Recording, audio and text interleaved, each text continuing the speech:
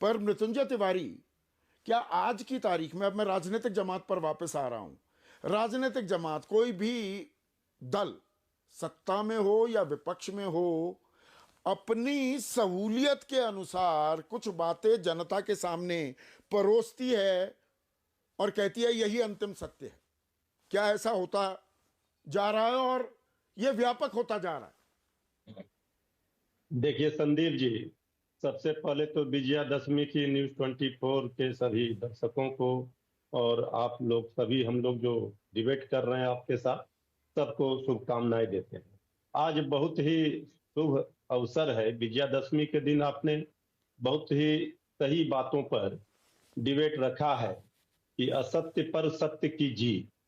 तो अब जो राजनीति का धर्रा है, जो राजनीति का डिजाइन है, वो इस तरह हो गया है कि लोगों को लगता है कि ज्यादातर असत्य ही बातें कही जाती है।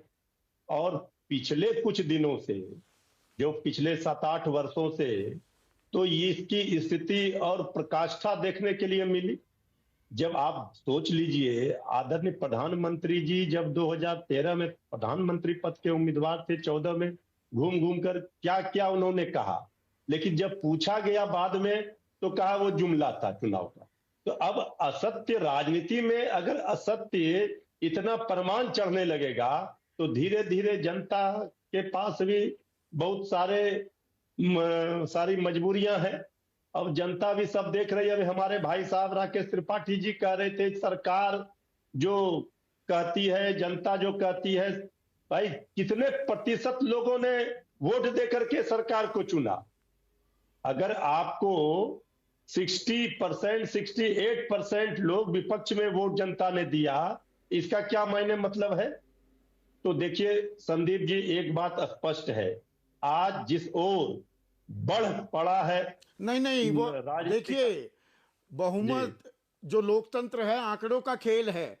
जिसके पास ज्यादा लोग हाँ करते दिखाई दिए उनकी सरकार बनती है। तो राकेश त्रिपाठी यही तो कह रहे हैं कि जो उन्होंने कहा जनता के विवेक पर सवाल क्यों उठा रहे हैं। मेरा सवाल उलट है कि जनता के सामने जो आप सत्य बोलकर परोस रहे हैं वो दरअसल सत्य होता है क्या? और जब आपसे सवाल पूछ रहा हूं, मैं अपने आप से भी सवाल पूछ रहा हूं मृत्युंजय भाई। हम विजयादशमी के दिन एकदम सत्य बोलेंगे, आज आपको एकदम असत्य नहीं कहेंगे।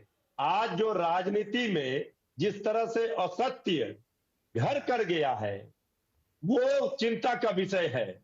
अब जनता भी विश्वास नहीं करती। ठीक है, लोक लुभावन वादे कर दिए जाते चुनाव के समय वोट लेने के लिए, फिर बाद में जुमले साबित होते हैं। तो ये जो गिरावट है, इसे रोकने की जिम्मेवारी सभी राजनीतिक दलों की है। हम इस बात को स्वीकार करते हैं, लेकिन इतना बड़ा भी, इतनी मतलब असत्य इतना भारी ना हो जाए, ये जो तराजू का संतुलन है वो असत्य का भारी ना हो जाए, इसका ध्यान तो रखना ही पड़ेगा। नहीं तो फिर क्या होगा संदीप जी, ये भी आप समझ रहे हैं। ये ठीक है कि सब लोग अपनी अपनी वकालत कर रहे हैं, अपनी अपनी पार्टियों तो ऐसे में आप सभी लोगों से मेरा आखिरी सवाल, और मृत्युंजय तिवारी आप ही से इस आखिरी सवाल की शुरुआत कर रहा हूं। असत्य पर सत्य की जीत का पर्व है ये, बुराई पर अच्छाई की जीत। जी जी जी। तो महंगाई कोई अच्छाई तो नहीं है? महंगाई, बेरोजगारी, गरीबी, यही हम सांप्रदायिक सौहार्द का बिगड़ना, क्या हम इन बुराई पर, मैं तमाम आप चारों लोगों से और आपसे शुरुआत कर रहा हूं, उसके लिए क्या देश को एकजुट नहीं होना चाहिए?